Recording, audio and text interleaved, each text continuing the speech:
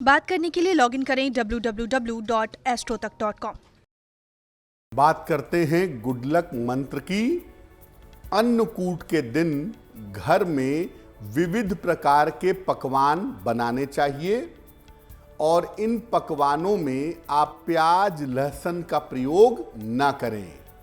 भोजन बना करके भगवान श्री कृष्ण को इसका भोग लगाएं और इसे प्रसाद रूप में ग्रहण करें। ऐसा अन्नकूट के दिन जरूर करें। इससे घर में बहुत सारी सुख, शांति और समृद्धि आपको प्राप्त होगी। दीपावली के दूसरे दिन अन्नकूट का पर्व मनाया जाता है और गोवर्धन पूजा की जाती है।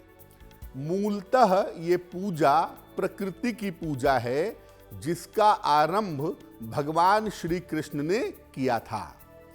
इस दिन प्रकृति के आधार के रूप में, प्रकृति के बेस के रूप में गोवर्धन पर्वत की पूजा की जाती है और समाज के आधार के रूप में गाय की पूजा भी की जाती है। गोवर्धन केवल पर्वत के मामला नहीं है, गो का मतलब गाय भी है, इसलिए गाय की पूजा भी की जाती है। ये पूजा ब्रज से आरंभ हुई थी और धीरे धीरे पूरे भारतवर्ष में प्रचलित हो गई। इस बार अन्नकूट और गोवर्धन पूजा का जो संयोग बन रहा है वो 5 नवंबर को बन रहा है। 5 नवंबर को आप अन्नकूट और गोवर्धन पूजा का महापर्व आसानी से मना सकते हैं। जैसा कि अन्नकूट का मतलब है अन्न से संबंधित, अनाज से संबंधित पूजा है ये मुख्य रूप से। लेकिन अगर हम वेदों की बात करें तो वेदों में अन्नकूट वाली पूजा के दिन वरुण, इंद्र और अग्निदेव की पूजा की जाती है।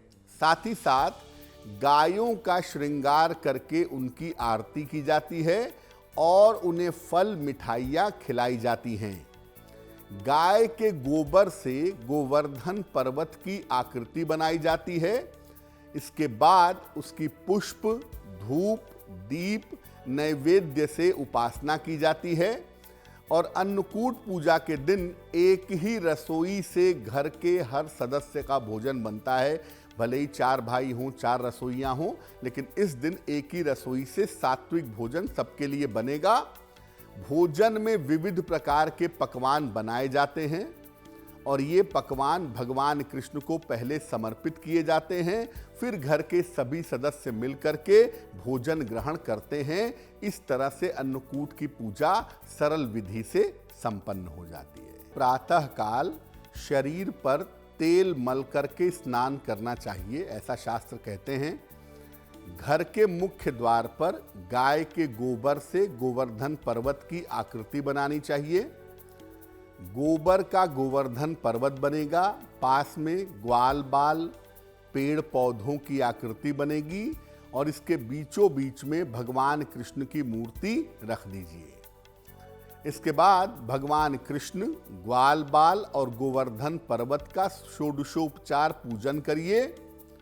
पकवान और पंचामृत का भोग लगाइए।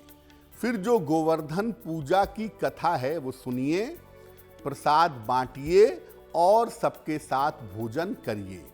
यानी अगर हम अन्नकूट और गोवर्धन पूजा को मिला करके चलें तो इसमें गोवर्धन पर्वत बना करके उसकी पूजा करनी है।